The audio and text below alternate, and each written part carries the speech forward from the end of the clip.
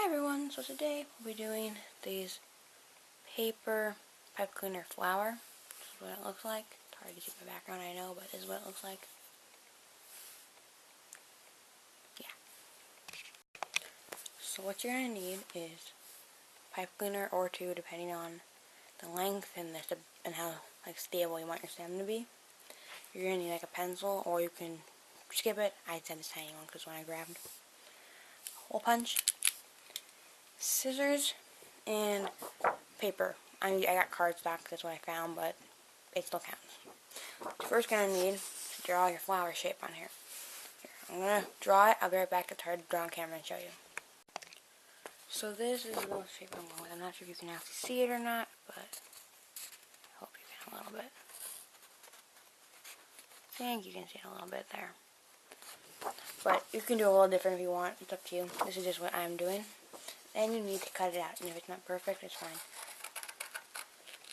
If your pencil lines are still there, after you cut it, you can always just use that as the back side, because then no one will care.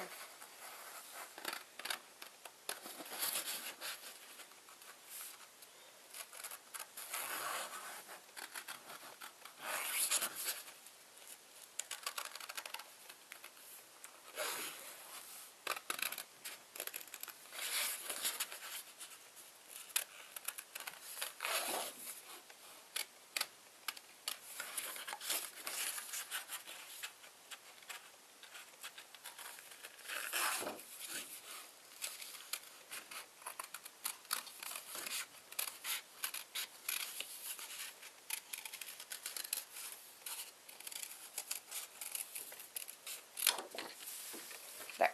Now it's cut out. Now you can take it, fold it in half this way, like this. Now you take this side and fold it down. That's what it's like. There. Now take this side and fold it down too. Now you're going to go right here in the center place. Make sure, if it doesn't fit perfect, then you can always just do half and half at a time. If you're using like thick paper, or your hole punch is really thin, and get this lined up in there.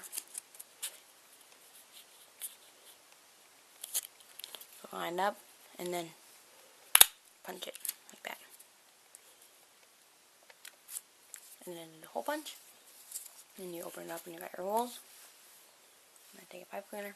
First what I'm going to do is take one end, roll it up a little bit so that it's big enough it's not going to go through the hole. Like that. Now this worked out perfectly. You see how this side is leading me to the back, it's also my pencil side. And you just stick this through the holes. Pull all the way through, and boom.